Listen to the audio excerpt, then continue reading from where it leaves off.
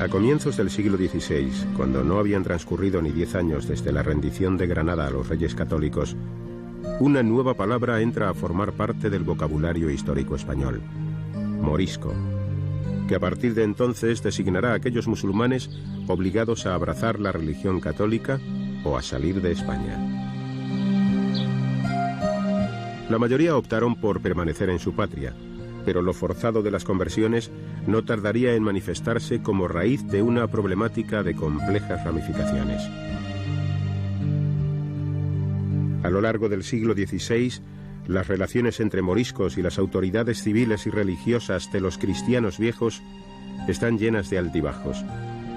Cuando las medidas que tratan de limitar la cultura y los usos de la minoría se exacerban, las reacciones de éstas se hacen más agresivas, hasta desembocar en la gran sublevación de las Alpujarras en 1569.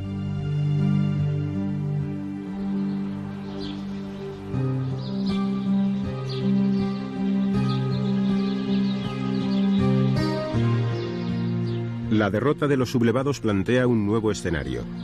Todos los moriscos del Reino de Granada son expulsados de su tierra y repartidos por Castilla, León y Andalucía Occidental principalmente.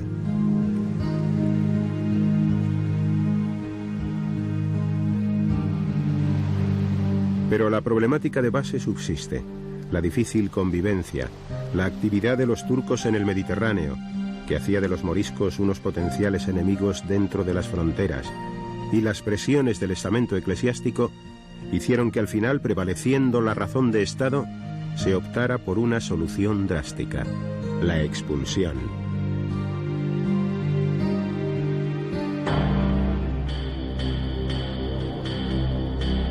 En las fechas inmediatas a la expulsión, las circunstancias de los moriscos en los diferentes territorios distaban de ser uniformes. Los granadinos, ahora diseminados, eran los que más vivas mantenían sus señas de identidad: religión, lengua y costumbres.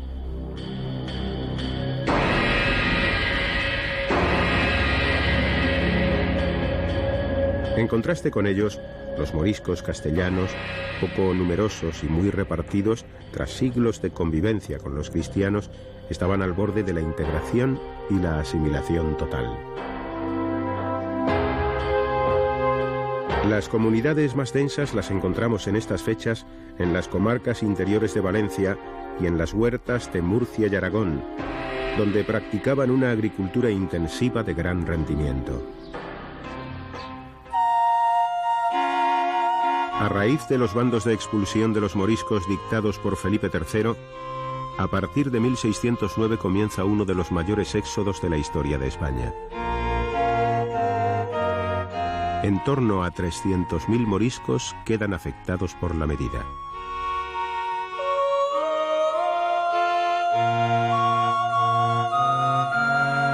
Un gran contingente de moriscos aragoneses y castellanos, conocedores del bando de expulsión de los levantinos y previendo igual suerte, se adelantaron a la promulgación del propio y se dirigieron a Francia, donde al parecer Enrique IV se disponía a acogerlos si hacían explícita profesión de fe católica, orientando a los que rehusaran a los puertos de embarque hacia Oriente o el norte de África.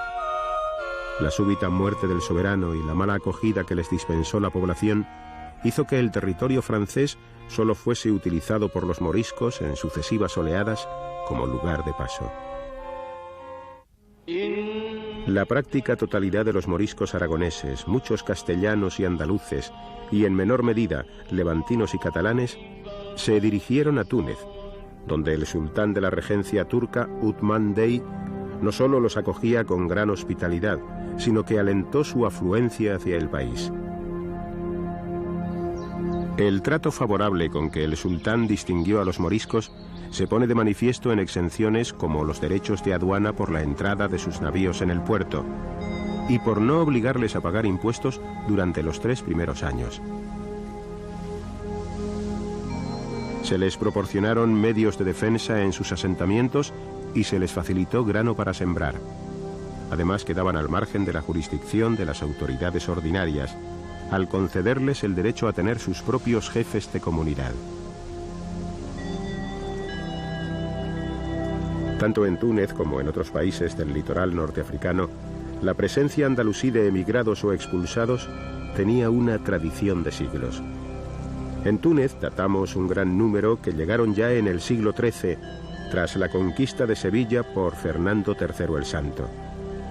En el mismo siglo desembarca otro grupo procedente de Játiva. A finales del siglo XV, con la toma de Granada, aparece un nuevo contingente de exiliados voluntarios.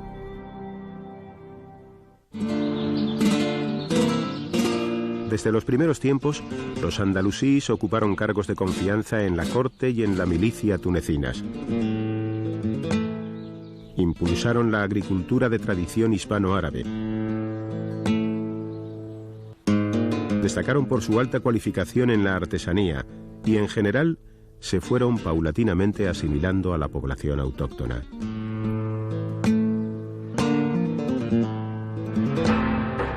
Sin embargo, fue con la llegada de los moriscos expulsados en 1610 cuando se produjo la gran oleada, aquella cuya aportación es posible vislumbrar hoy día en los numerosos vestigios que han perdurado y por la memoria colectiva que no se borra con el paso de las generaciones. De todos los países a los que los moriscos se dirigieron, Túnez fue el que mejor acogida les dispensó y al que llegó el grupo más numeroso, calculado en más de 50.000 personas. Muchos fueron acogidos en su casa, hoy su mausoleo, por el santón Abulcacén Gelizi. El nivel cultural y profesional de los recién llegados en conjunto se puede calificar, como veremos, de elevado.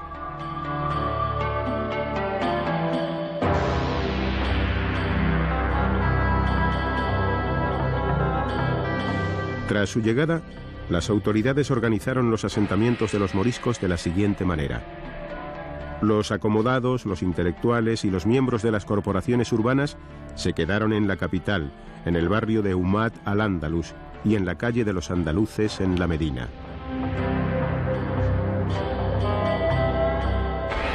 Otro grupo, compuesto por hortelanos, artesanos y pequeños comerciantes, se estableció en centros creados a escasa distancia de la capital, como en la villa de Al-Alia. Los campesinos, el grupo más numeroso, se asentaron en la región de Bizerta, al norte del país, en territorios despoblados.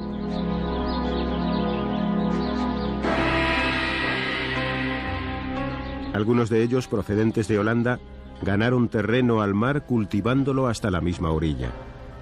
Otros se establecieron en la capital, Bizerta, fuera de las murallas, como el arquitecto Ibrahim ibn Disin el-Andalusí, al que debemos la construcción de la Fuente de la Noria.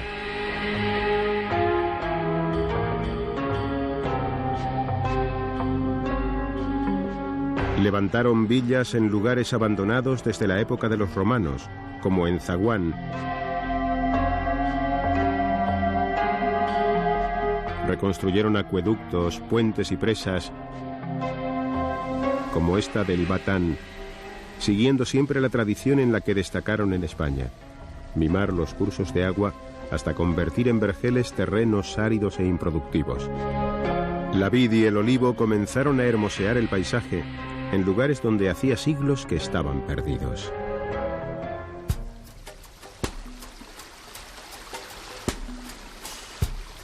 Siguiendo el cauce del río Medjerda, a contracorriente, encontramos Testur, una villa y un entorno agrícola que resultan emblemáticos de las formas de poblamiento morisco. El nivel más cercano al cauce, formado por terrazas abancaladas, recuerda las formas de cultivo de los valles de regadío de Andalucía oriental y está destinado a las hortalizas y a los árboles frutales. En el nivel de terreno inmediatamente superior a este, se siembran los cereales y las leguminosas. Por último, el nivel más alto se reserva para pastos.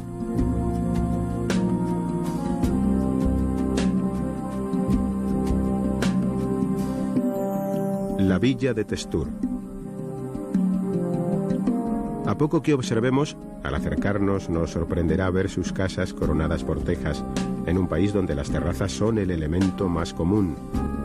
Pero no en vano estamos ante la réplica de un pueblo hispano-musulmán. La gran mezquita de Testur fue construida por un morisco de origen aragonés, tajarino. En ella podemos destacar algunos aspectos que ponen de manifiesto su relación con otros edificios españoles. En su interior, los motivos ornamentales de los arcos y los relieves de las cúpulas impregnan al conjunto de un aire hispano-renacentista indudable.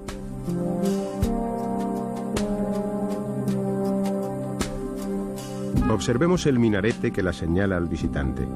Está formado por una torre cuadrada a la que se superponen otras dos octogonales, lo que nos remite a la imagen de los campanarios frecuentes en Castilla y Aragón.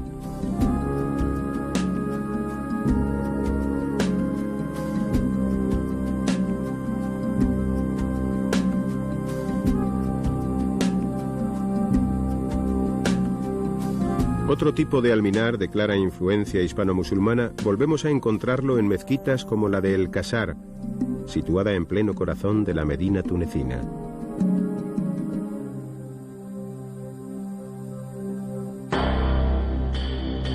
Muy cerca tenemos la calle de los Andaluces, uno de los principales centros de los asentamientos moriscos en la capital. En algunas de las puertas claveteadas de sus casas encontramos un detalle que puede pasar desapercibido al observador: el trazado de cruces entre el resto de los adornos que componen los clavos. No es casualidad, ni con ello pretendían afirmar ningún signo de identificación cristiana. Al margen de los credos, los moriscos tenían un fuerte sentido de grupo, al mismo tiempo que una persistente voluntad de diferenciación.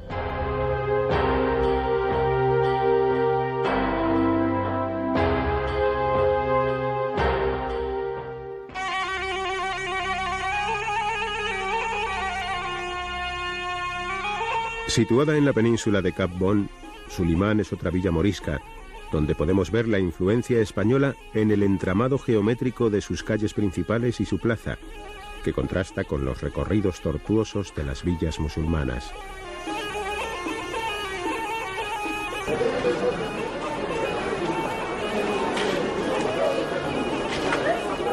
Coincidiendo con la llegada de los moriscos a comienzos del siglo XVII, se abrieron nuevos zocos y una actividad de gran tradición. La fabricación de chechias o bonetes tunecinos recibió un gran impulso y se perfeccionaron las técnicas.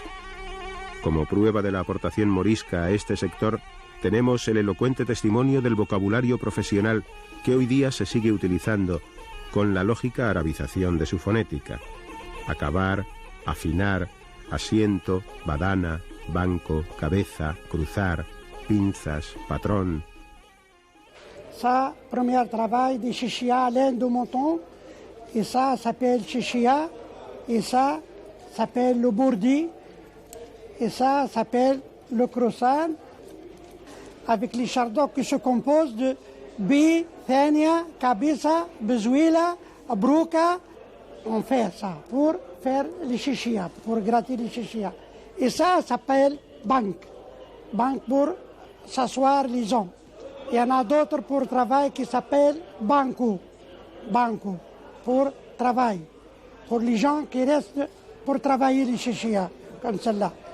Et ça s'appelle le forme inter, parce qu'il y en a des mesures, grand, petit, ça dépasse la tête. Et 7 noms, tous travaillent à la main. Les chichia travaillent tous à la main, il n'y a pas de machine. Et ça s'appelle le fils, et ça le bourdi, et ça le croissant.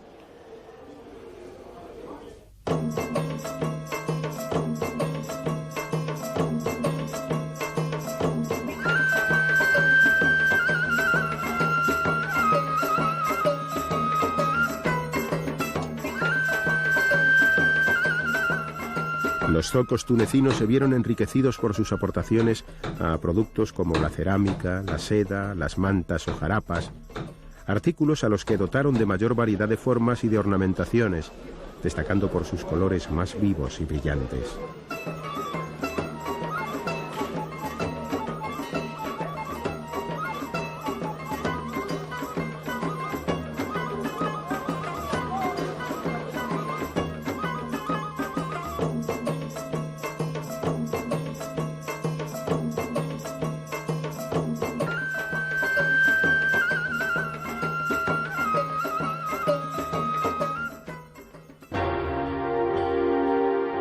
La cocina no permaneció tampoco al margen de la influencia hispano-morisca, naturalmente adaptándose a los productos y maneras propios del país. Pero ¿quién no reconocerá aspectos y sabores de la cocina española en algunos platos de la cocina popular tunecina? Más concretamente se podrían señalar elaboraciones como los buñuelos, citados ampliamente en textos del Siglo de Oro como típicamente moriscos. Empanadas y empanadillas, igualmente de gran tradición en España, y de las que se cuenta que los moriscos, en el tiempo de su expulsión, no las rellenaban de carne, sino de oro y piedras preciosas, para llevarse de esta manera la fortuna que no podían pasar de ninguna otra forma.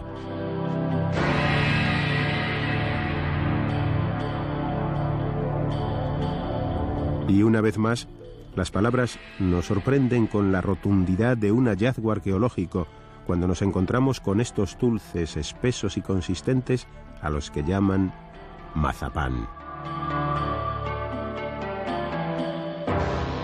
Ante tan gran variedad de vestigios en la agricultura, la alimentación y la artesanía, no podemos menos que preguntarnos cómo fue la vida cultural de los moriscos en los primeros tiempos de su forzado exilio, con qué bagaje contaban y cuáles fueron en este campo sus aportaciones.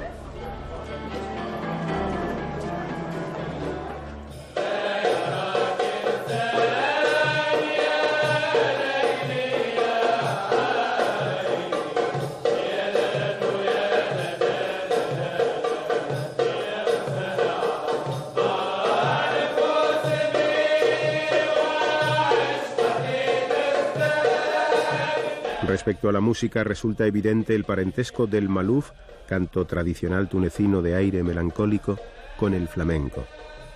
Pero además, incluso el término cante jondo, con que a este también se le conoce, es usado en Túnez para designar ciertos cantos introducidos por los moriscos.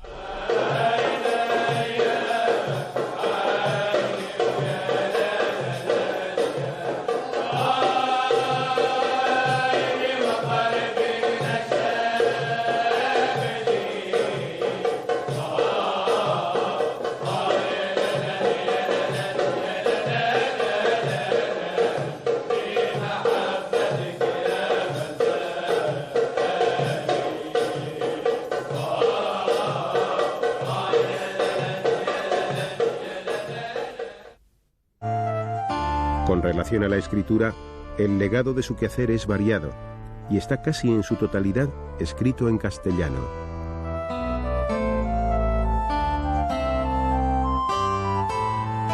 Las temáticas de las obras que han llegado hasta nosotros van desde los tratados de polémica religiosa hasta los manuales de instrucción para artilleros.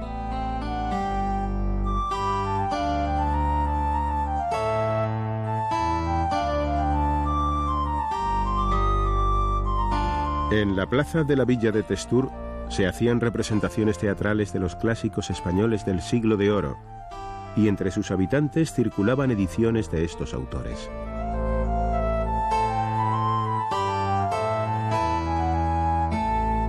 De entre todas las obras de creación merece destacarse De la creencia y de lo que debe saber el mahometano y otras cosas curiosas, cuyo autor es desconocido.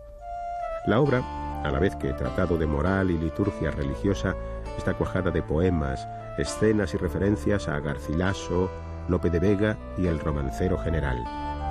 El autor plantea la regeneración moral dentro del Islam y encuentra ejemplificaciones literarias adecuadas en autores cristianos. Magnífico ejemplo de mestizaje cultural sobre el que nos han ido ilustrando historiadores de la talla de Américo Castro y escritores de la de Juan Goytisolo. Otro broche de oro de este bullir intelectual de los moriscos tunecinos lo tenemos en un personaje de origen murciano, Ibrahim Taibili, o Juan Pérez en su bautismo, quien nos cuenta una anécdota que él mismo protagonizó en la Universidad de Alcalá de Henares, por la que se prueba nada menos que había existido una edición del Quijote anterior a la de 1605, largo tiempo tenida por la primera. Pero como tantas veces en la historia, la pluma no la encontramos lejos de la espada, y en esta ocasión la vemos firmemente empuñada por aquellos moriscos que una vez en los puertos de Túnez sumaron su esfuerzo al de los turcos en la práctica de la piratería, que como un azote descargaba su furia sobre la otra orilla y contra los barcos cargados de mercancías que a ellas se dirigían.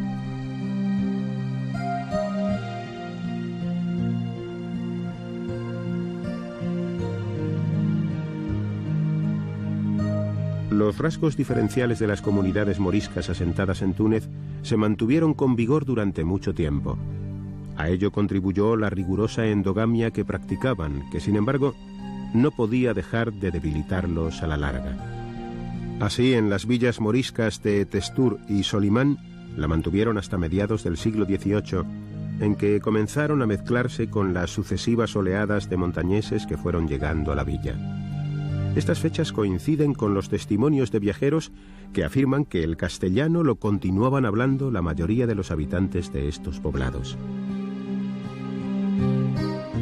Hoy podemos encontrar todavía apellidos de origen español como Negro, Blanco, Moro, Morisco, Santos.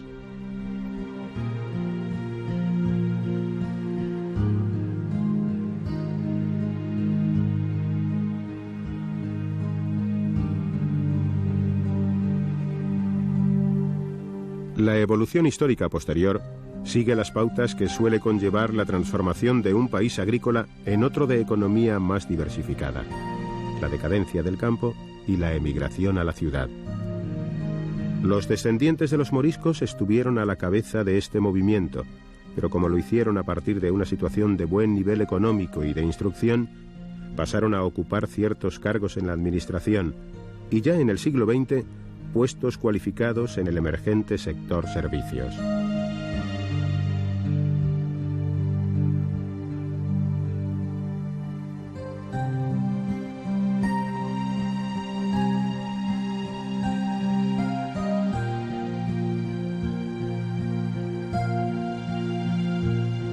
Políticamente continuaron manteniendo su representación propia en las instituciones de gobierno del país, hasta el establecimiento del protectorado francés en 1854.